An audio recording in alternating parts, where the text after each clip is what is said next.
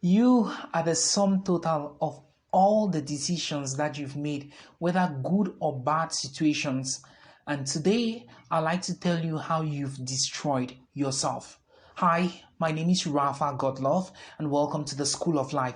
It's a program where I try to give you life lessons and teach you things about life in a way that is easy to understand and digest. The intention is to make you a better person and to help you make informed decisions. On today's edition, I'll be talking about self destruction. I'll show you the different ways in which people destroy themselves. Let's get into it.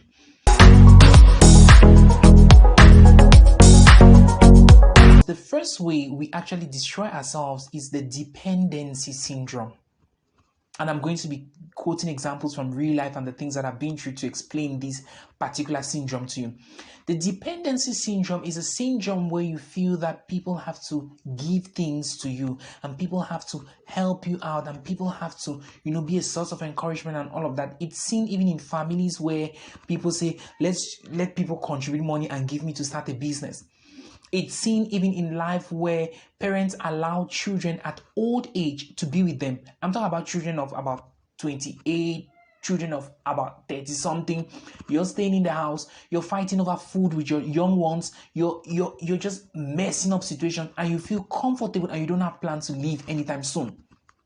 Okay?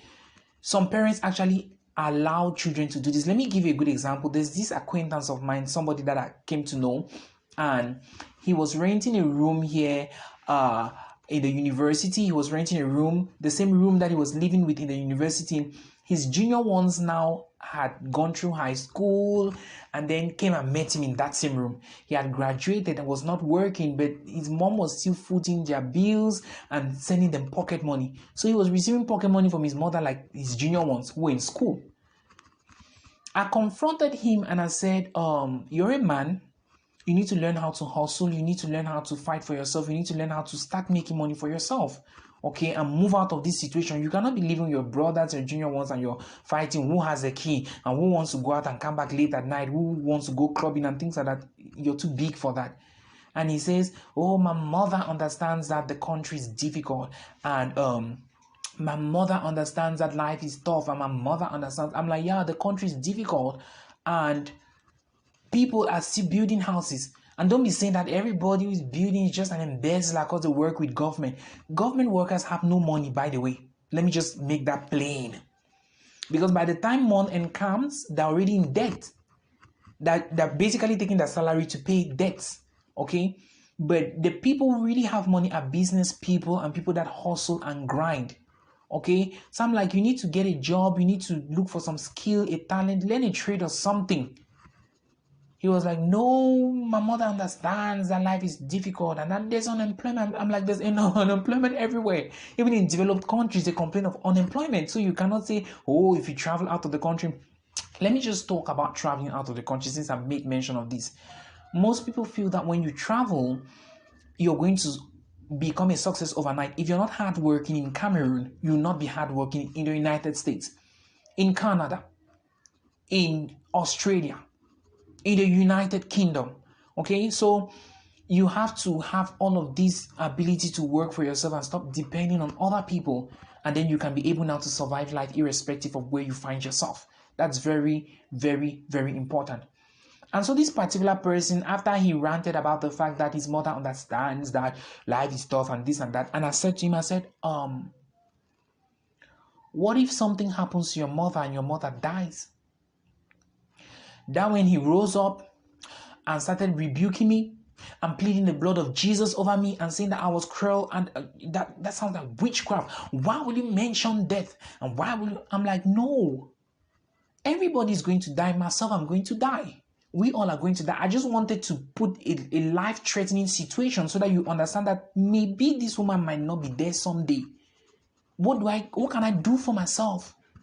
He took offense and then blocked me on social media and blocked me everywhere. I'm like, bye-bye. I'm like, go your way. Go your way. It was not, my intention was not to annoy you. My intention was not to wish death on your mother. My intention was not to wish death on anybody because at the end of the day, all of us will die. But my intention was to put you in a situation where you can start thinking that maybe she might not be there?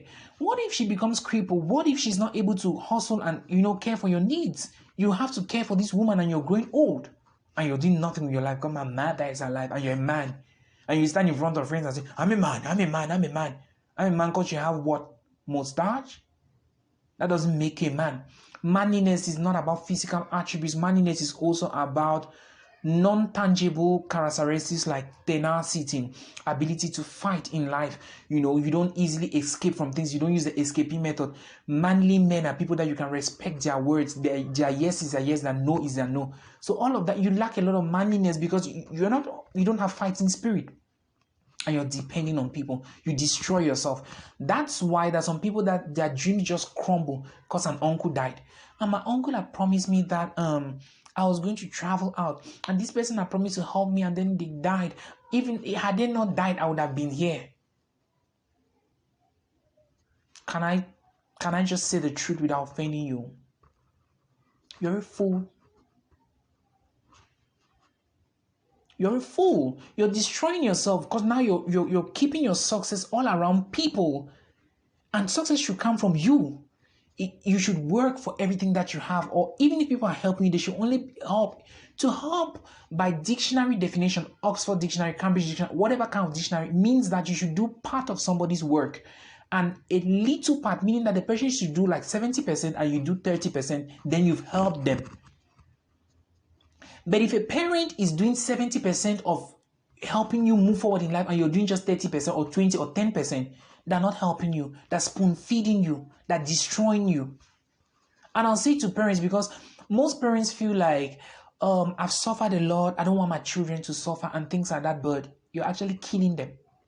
You're destroying them because you're training them now to never be independent. They will demand for things and bore you till you grow old. And once you start getting old, then you start feeling the pinch like, when will this one grow up? When will this one grow up? You forget that you've spoiled them all their lives, giving them everything and helping them at the drop of a hat and everything. So you need to set yourself free from this dependency syndrome. If you have parents that are so helpful, they always want to help, they always want to come to your rescue, tell them. Sometimes don't even complain to them because they'll help you. Keep quiet and go through your pains and your suffering alone. Tell them that you want to grow up, you want to learn on your own. It's healthy sometimes. I'm teaching you real good. The next thing that you need to know and not destroy yourself is by complaining. People who complain, they disassociate themselves from the responsibility of moving their lives forward. And so why don't you have something that you're doing as a job? I have a degree, but nobody wants to employ me. Okay.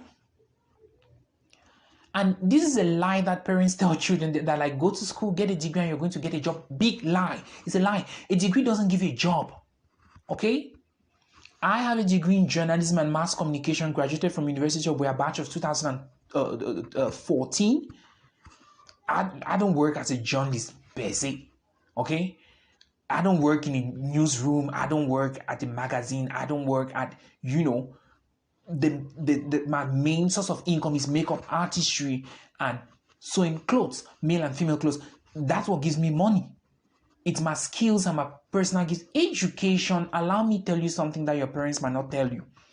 Education is there to help you know how to read and write, know how to behave properly in society, know how just the basics.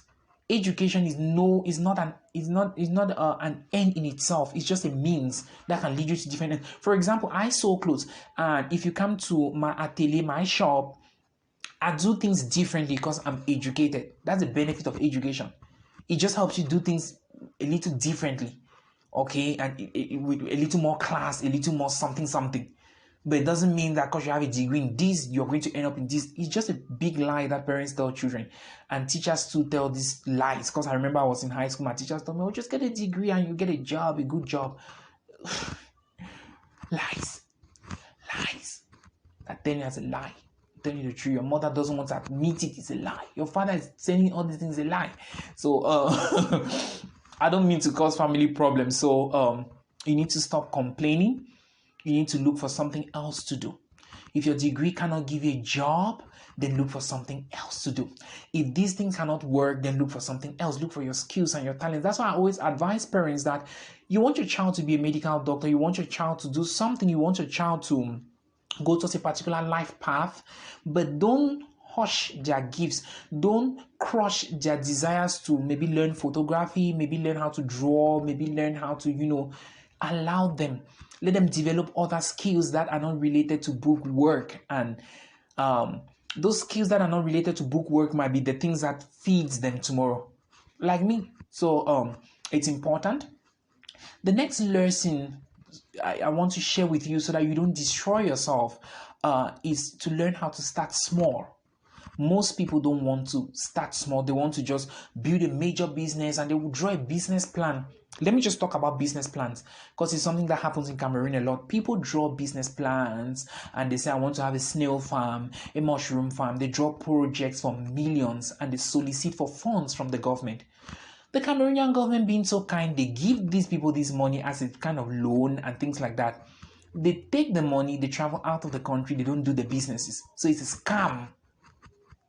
And then they turn around and say, oh, the government is doing nothing to promote youths. The government is doing nothing. I'm just saying because all of this business plan thing. People create fake NGOs. They solicit for funds and things like that. It's like a business for them because they don't have a job. Okay? They use that. They feed off that. I'm helping the society. But you meet them in real life situations that cruel as a devil. That just cruel. But in public eye, they look like people who want to help. But in real life, they'll still meet a cripple or somebody who is disabled and they will not help. They don't have the natural inclination or the desire to help, but they will do it if there's money involved. They don't have empathy enough, but they want to use it like a marketing tool. So we need to be very, very careful about not wanting to start small. You need to start small. You need to start small. People who love, the Bible and everything is written in the Bible that you should not belittle your small beginnings. Start small. Learn a trade. Start anything that you want to do. Start small, bit by bit, and you grow. That's how everybody grows. The benefit of starting small is that you learn the ropes. It's an English expression.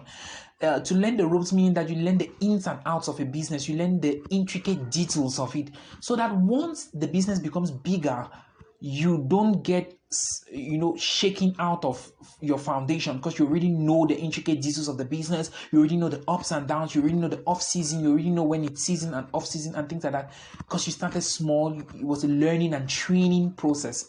So it's important to start small and not just think that you're just going to barge into a big restaurant. You're just going to barge into. If it happens, then it's good.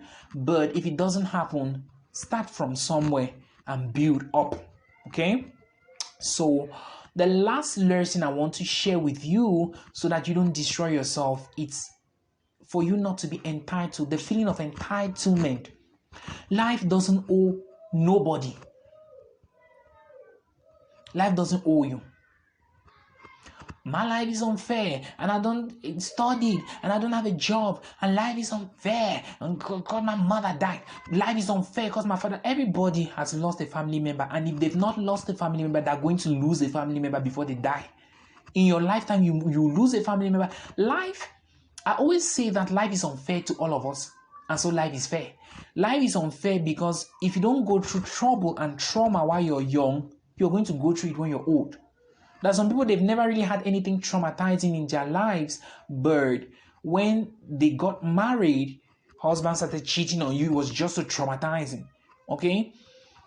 Trauma comes at different levels. The only good thing is that all of us don't go through trauma at the same time in our life. So don't get offended and start complaining and whining and feeling that life owes you any obligation to treat you well. Because life treats all of us bad. Good times and bad times come to all of us. The problem is what we do during those times to overcome those moments. So it's important. And just know that street kids make it. Children will sleep under bridges. There are people who don't have hands and feet. but they still work and they still feed themselves. What about you? You're grown up, you have an education, you have skills and talents. You're doing nothing with it. You're staying in your mother's house, you're staying in your father's house, doing nothing. Nothing. Complaining, thinking that life owes you the responsibility to be nice to you. Life is not nice to none of us. None of us. Life is not, forget about the English I speak. Life has dealt with me. I'm telling you the truth. Life is not nice to nobody. Once you feel that you have something now to celebrate, bam, problems come. Once you feel that you're getting through with the problems and you're going to die, bright moments come. Once you feel that those bright moments are come, and for once you can drink water and keep the cup down, bad moments come. Life is a total roller coaster. It's a continuous circle of pain and sorrows and happiness and pain and happiness and pain and happiness. That's life. Life owes you nothing. Just a reminder again of all of the points that I just made mention is that you should avoid the dependency syndrome. The next thing is that you need to stop complaining. The next thing is that you need to learn how to start small. And then the last thing is that you should avoid this mentality that you're entitled to things and that life owes you to be kind to you. Life owes nobody nothing. If you saw the day of today, you should be grateful that you're even alive and make the best out of today. My name is Rafa Godlove. I hope that you've learned something. If you want to be my friend, if you want to invite me to talk somewhere, you want to invite me to host an event or something, you can reach out to me on all of my social media platforms on Facebook, WhatsApp, everything. I'm called Rafa across all social media handles. On Instagram, I'm Rafa_237. On YouTube, I'm Rafa237. Until next time, bye-bye from here.